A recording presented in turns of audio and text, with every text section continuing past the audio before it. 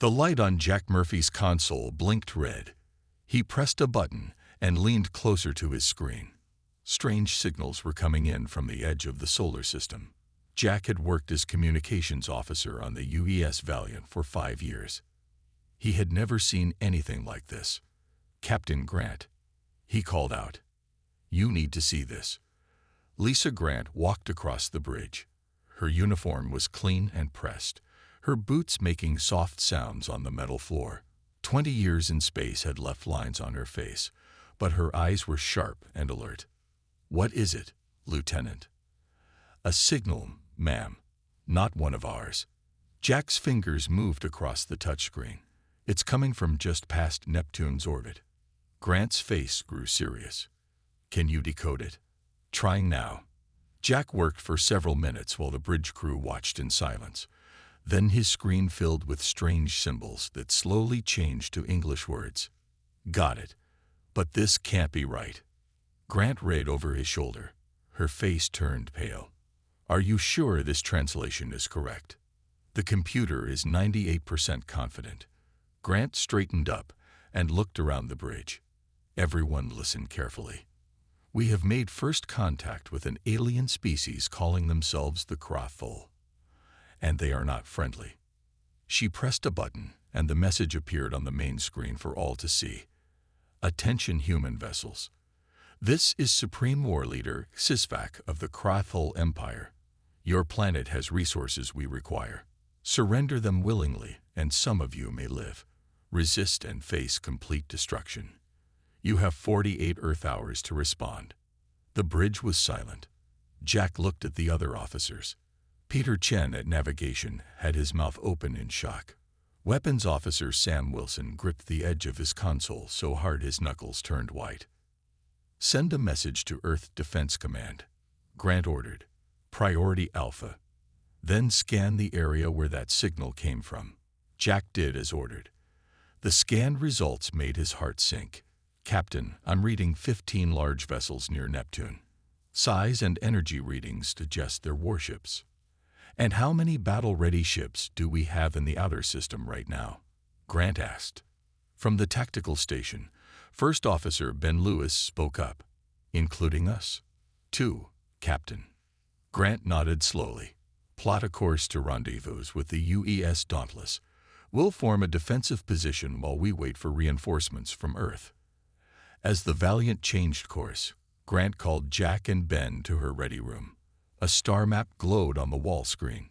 "The situation is worse than I let on out there," she said. "Earth Defense Force has only 8 capital ships total. Even if they all reach us in time, we'll be outnumbered almost 2 to 1. "Could this be some kind of mistake?" Ben asked. "Maybe they don't understand that we're peaceful."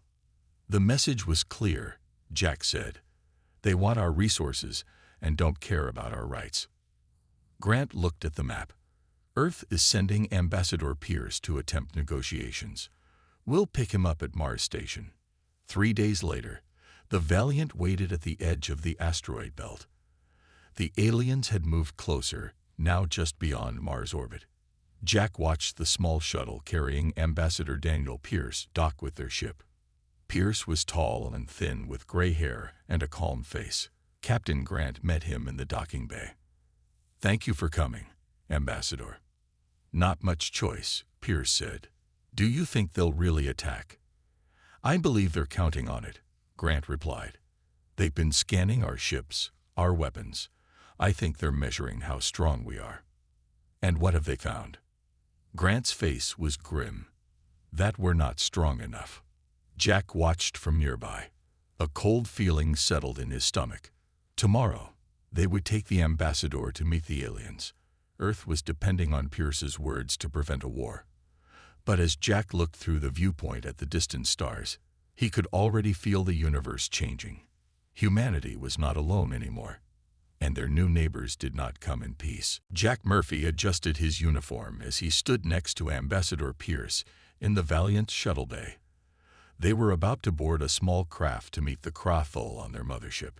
"Are you nervous, Lieutenant?" Pierce asked. "Yes, sir," Jack admitted. "First humans to board an alien vessel. Hard not to be." Focus on the language, Pierce said. I need your translation skills perfect today. Captain Grant approached them. The shuttle is ready. Remember, at the first sign of danger, you abort the mission. That's an order. The journey to the alien mothership took 40 minutes. Jack spent that time studying the massive vessel through the viewport. It was dark gray with strange purple lights along its hull. 5 times larger than Earth's biggest ship, it hung in space like a predator. When they docked, 2 alien guards met them. The Krathul stood on 2 legs, but looked nothing like humans. Their skin was scaled and greenish-brown. Yellow eyes with vertical pupils stared at Jack. They had wide mouths filled with sharp teeth. The guards led them through curved hallways to a large round room. In the center sat Supreme War Leader HFY. Larger than the guards, with red markings on his scales, he watched the humans enter. You are the speakers for Earth. HFY's words came through a translator device on his chest. I am Ambassador Daniel Pierce. Pierce stepped forward. This is Lieutenant Murphy. We come seeking peaceful relations between our species. HFY's mouth opened in what Jack realized was a smile. It wasn't friendly. There is no peace to seek, the alien said. Only terms of surrender. For 2 hours, Pierce tried to negotiate. He offered trade deals, cultural exchanges, and shared research. The Krathul rejected everything. Your planet has minerals our empire needs, HFY said. Your colonies occupy worlds we want. You will give them to us, or we will take them. Earth will not surrender its sovereignty, Pierce said firmly. Nor will we abandon our colonies. There must be a compromise. HFY made a harsh sound. Jack realized it was laughter. You think you have a choice. The alien pressed a button on his chair. A screen appeared showing a small space station orbiting a moon. This is your Ganymede station, yes. Jack felt a cold shock run through him. Ambassador, he whispered urgently. That's a civilian research post. Over 3,000 people. Before Pierce could respond, HFY gave an order in his native language. On the screen, 3 Krathul ships moved toward the station. Beams of energy cut through it like it was paper. The station broke apart, pieces drifting into space. 3,000 lives gone in seconds. This is what happens to those who do not understand their place, HFY said. His laughter filled the room again. Now let us discuss the terms of your surrender. Pierce was pale but stood his ground. This act of war will not force Earth to submit. We will defend ourselves. With what? HFY stood, towering over them. Your weapons cannot harm our vessels. Your defenses will fail. Your species is young and weak. As the aliens continued to mock them, Jack activated his neural implants recording function. He focused his eyes on the weapon ports visible through a window. If they were going to die anyway, at least he could send some intelligence back. They were escorted back to their shuttle an hour later. Pierce was silent, his face gray with shock and anger. Jack put a hand on his shoulder. We'll find a way to fight them, Jack said. How? Pierce asked. You saw what they did to Ganymede. 3,000 people, just to make a point. Jack touched his temple where the implant was hidden. I recorded everything I could about their weapons. Maybe our engineers can find something. As their shuttle returned to the Valiant, Jack looked back at the alien fleet. The Krathul had stopped laughing when Pierce refused to surrender. That meant something. Even the most powerful enemies could feel uncertainty. Now humanity just needed to give them a reason to fear. The Valiant drifted silently among Saturn's icy rings. Tiny particles of ice and rock pinged against the hull. Inside, the crew waited in tense silence. Jack sat at the tactical station. After Lieutenant Commander Harris died in the Jupiter engagement, Captain Grant had promoted Jack to tactical officer. Now he watched his screen carefully, tracking the Krathul destroyer that was moving toward their position. Target is 12 minutes out, Jack reported. They're searching the area where the Saturn defense platform survivors sent their last message. Grant nodded. Status of the modified railgun.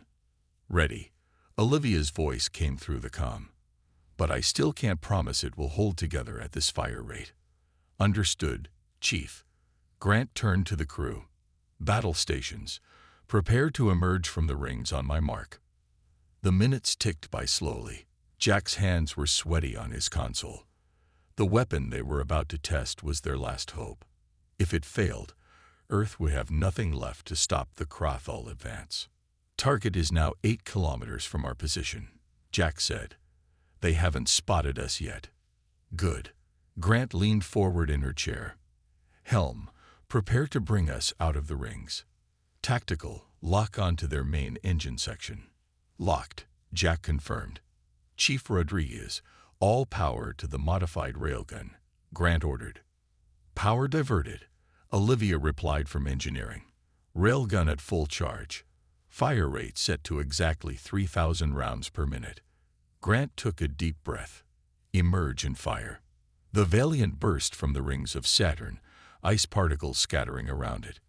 The Krathul destroyer turned, surprised by the sudden appearance of a human ship. Fire, Grant commanded. Jack pressed the firing control. The modified railgun activated with a deep hum that vibrated through the ship. On the view screen, they watched as thousands of metal projectiles sped toward the alien vessel. For 3 seconds, nothing happened. The shots seemed to disappear against the Krathul shields, just like in previous battles. Jack's heart sank. Then something changed. The alien shields began to flicker and pulse. Where the railgun rounds hit, ripples spread across the shield like waves on water. It's working, Jack shouted. The shields are destabilizing. Suddenly, several rounds punched through, striking the destroyer's hull. Dark metal tore open, exposing the ship's interior to space. Direct hit, Jack called out. We've breached their hull. The bridge crew cheered. For the first time since the war began, a human weapon had damaged a Krathul ship. The alien vessel turned, bringing its weapons to bear on the Valiant. Energy beams lashed out, striking the human ship's shields. Keep firing, Grant ordered. Don't let up. The railgun continued its assault, firing exactly 3,000 rounds per minute. More shots penetrated the weakening alien shields. The Krathul destroyer began to drift, its engines damaged. They're sending a message, Ben called from communications. On the main screen, the face of a Krathul commander appeared. His yellow eyes were narrow with anger. When he spoke, his voice was cold and harsh. Human vessel, the alien said, your attack will not save you. This minor victory will be answered with destruction beyond your imagination. The Krathul Empire does not suffer defiance. There was no laughter now, no mockery, only rage. Send a reply, Grant said. Tell them Earth will not surrender. Tell them we're just getting started. As Ben sent the message, warning lights flashed on Olivia's station. Captain, the railgun is overheating. We need to stop firing, or it will melt down. Cease fire, Grant ordered. Have we done enough damage? Jack checked his readings. Their main engines and 2 weapon ports are destroyed. They're effectively disabled. Then let's not waste this opportunity, Grant said. Send a message to Admiral Wright. Tell him we found a way to hurt them.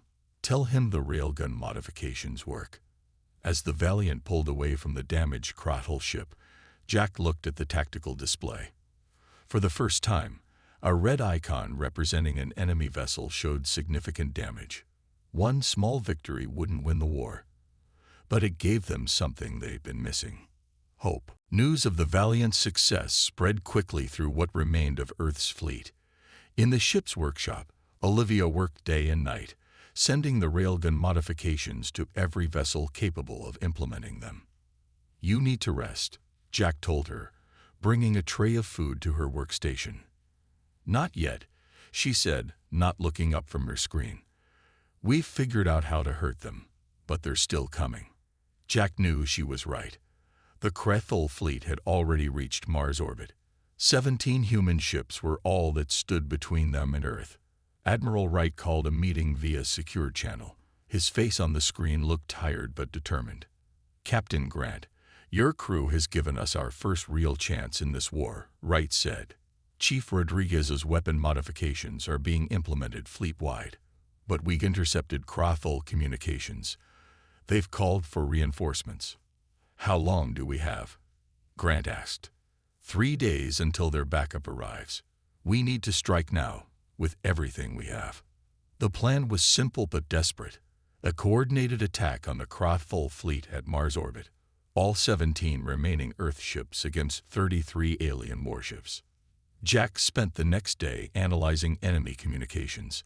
The aliens had changed their patterns after the Titan battle, but he could still pick up fragments. "They're concerned," he told Grant. "They've never encountered a species that found a way through their shields. They're rushing to modify them. Then we attack before they can." Grant gathered her crew. "This is our one chance. We hit them hard, with everything we have." The Valiant joined the remains of Earth's fleet near the asteroid belt. Jack looked at the view screen, seeing the small cluster of human ships. They looked so few against the backdrop of space. "All ships report modified railguns are installed and operational," Ben reported. "Then we proceed," Grant said. "All ships, prepare to jump to Mars orbit on my mark." The jump took less than a minute. When they emerged, the Crothul fleet was spread before them, dark ships against the red planet below. "All ships, fire at will," Wright's voice came through the comm. The battle began with a fury Jack had never seen. Modified railguns fired from every human vessel, all calibrated to exactly 3,000 rounds per minute. The effect was immediate. Crothul shields flickered and failed. For the first time, the aliens took heavy damage. But they still outnumbered the human fleet, and their weapons were devastating. "The Lincoln and Saratoga are down," Ben called out. "Apollo is taking heavy fire." The Valiant shook as energy beams struck its shields. Jack held onto his console as sparks flew from a nearby panel. "Keep firing," Grant ordered. "Concentrate on their flagship." For 20 minutes, the battle raged. Human ships fell one by one, but they took alien vessels with them. The modified railguns worked perfectly, just as Olivia had predicted. Then disaster struck. A massive explosion rocked the Valiant. "Engineering is hit," Ben shouted. "We've lost main power." "Get me engineering," Grant demanded. When the connection opened, they heard screams and the sound of rushing air. A junior engineer appeared on screen, his face bloody. "Captain, we've been breached." Chief Rodriguez was trying to stabilize the power core when a conduit exploded. She's gone." Jack felt like he'd been punched. Olivia was dead. The woman who had given them their only weapon against the Crothul was gone.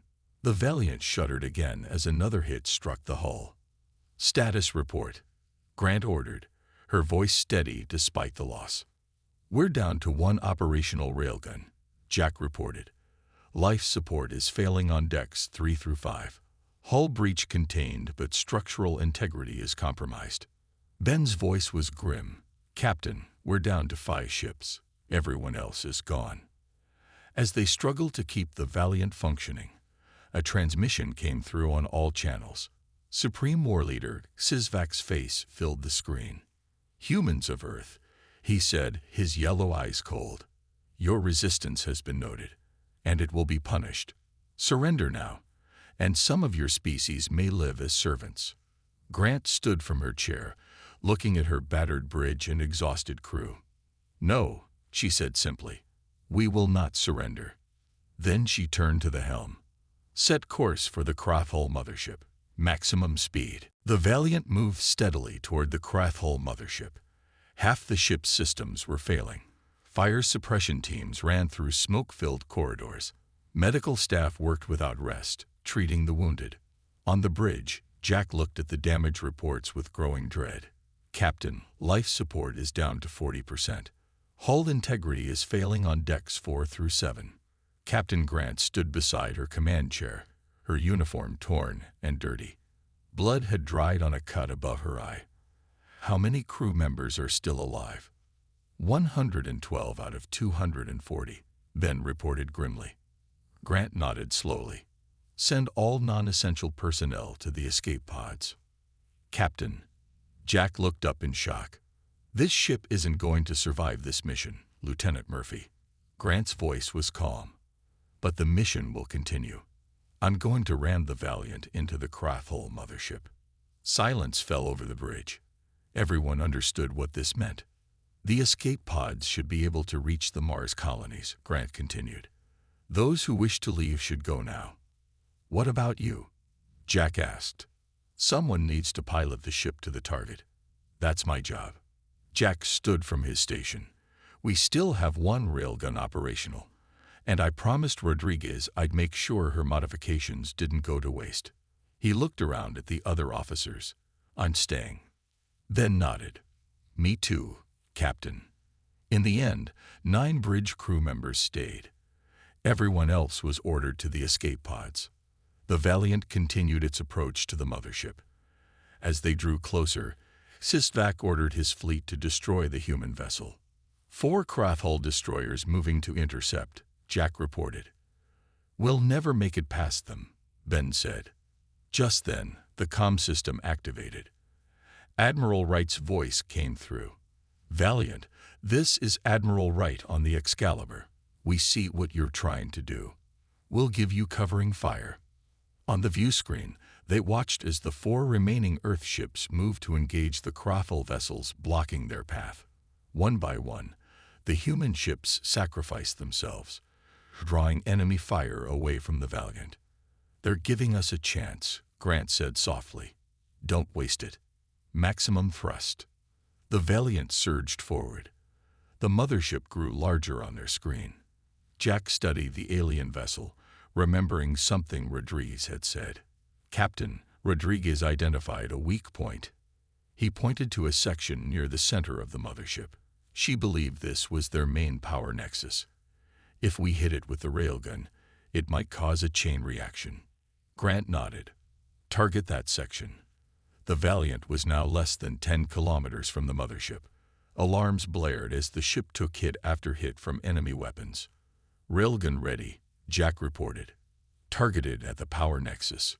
"Fire," Grant ordered. "Continuous barrage." Jack activated the weapon. The railgun fired at exactly 3,000 shots per minute, the rate Olivia had calculated would penetrate the alien shields. The entire ship vibrated with the strain. On the screen, they watched as the rounds hit the mothership's shields. At first, nothing happened. Then, just as it tightened, the shields began to flicker and fail. Rounds penetrated, striking the power nexus. "It's working," Ben shouted. Suddenly, warning lights flashed across Jack's console. "The railgun is overheating. It's going to melt down." "Keep firing until it does," Grant ordered. The railgun continued its assault, the barrel glowing red-hot. More and more rounds penetrated the alien shields, striking the same spot on the mothership again and again. Then the railgun failed, the barrel melting from the incredible heat. But they had done enough. The mothership's power nexus was severely damaged. Energy surges rippled across its hull. "We did it," Jack said in amazement. "But we're still on a collision course." Grant nodded. "That was the plan all along." She looked at her remaining crew. "You've done your duty. Now get to the last escape pod." "That's an order." "Captain," Jack began to protest. "Someone needs to make sure this ship stays on course," Grant said firmly. "The rest of you can still make it. Go." Jack wanted to argue, but he knew she was right. He and the others made their way to the last escape pod as the Valiant closed the final distance to the crippled mothership. 6 months later, Jack stood at a podium in New Geneva.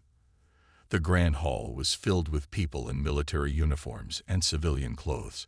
Sunlight streamed through high windows, lighting up the Earth Defense Force flag that hung on the wall. "Commander Jack Murphy," said the Earth President, "for your courage and service during the Battle of Mars, we award you the Star of Valor." Jack accepted the medal with a nod. Standing next to him was Captain Lisa Grant, who had survived against all odds. After ordering her crew to the escape pods, she had set the Valiant on its collision course, then made her own escape with just minutes to spare. The Valiant had struck the damaged Krathhole mothership with devastating effect. The chain reaction from the power nexus had destroyed not only the mothership but 3 nearby alien vessels as well. Supreme War Leader Sisvac had been killed in the explosion. Captain Lisa Grant, the President continued, "For your leadership and sacrifice, we award you the Medal of Honor, Earth's highest military decoration." The crowd applauded as Grant received her medal. Her face bore new scars, but her eyes were as determined as ever. After the ceremony, Jack and Grant walked through the gardens outside the hall. Earth's sky was blue above them, but everyone knew what waited beyond. The Krathhole reinforcements had arrived and established a blockade around the solar system. The war wasn't over. It had only entered a new phase. "I've been given a new ship," Grant told Jack. The UES Phoenix, Earth's first true battleship, built with the lessons we learned from the Valiant. "And all her railguns modified to fire at 3,000 shots per minute," Jack added. Grant nodded. "Every ship in the fleet has them now." Rodriguez's discovery changed everything. They stopped at a memorial wall. Among the names of the fallen was Chief Engineer Olivia Rodriguez. Jack placed his hand on her name. "We named a ship after her too," Grant said. "The UES Rodriguez. It's yours, Commander." Jack looked at her in surprise. "Mine. You've been promoted. The Rodriguez needs a captain who understands what we're fighting for. Someone who was there when we first found a way to hurt them." Jack felt the weight of responsibility settle on his shoulders. "Thank you, Captain. I won't let you down." "Admiral," Grant corrected him. "They promoted me too." In the distance, a shuttle lifted off, heading for the orbital shipyards where Earth's new fleet was being built. Every day, more ships were completed. More railguns were installed. Humanity was preparing. "The Krathhole thought they would easily conquer us," Grant said. "They laughed at our defenses, at our technology." "They're not laughing anymore," Jack replied. "No. Now they fear us.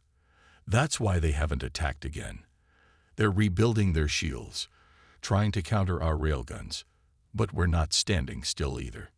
2 days later, Jack boarded the UES Rodriguez. The ship was smaller than the Valiant but newer, built specifically for combat. Its crew stood at attention as he walked onto the bridge for the first time. "Captain on deck," called the first officer, a young woman named Kate Winters. "At ease," Jack said. He moved to the captain's chair, but didn't sit yet. "Our first mission is to escort colony ships to the Proxima Centauri outpost. We'll be traveling through the blockade zone. We may face enemy contact." "The crew is ready, sir," Kate assured him. Jack nodded. "Set course for the rendezvous point. Let's show the Krathhole what humans can do." As the Rodriguez left Earth orbit, Jack thought about Olivia and her discovery, about Captain, now Admiral, Grant and her courage, about all those who had died to give humanity this chance. The war was far from over. The Krathhole still had more ships, more weapons, but humans had something they hadn't counted on: determination, ingenuity, and the knowledge that even the strongest enemy could be defeated. When the railguns of the Rodriguez fired at exactly 3,000 shots per minute, the Krathhole wouldn't be laughing. They would be running. And for the first time since the war began, Jack felt something beyond hope. He felt certainty. Humanity would survive. They would win.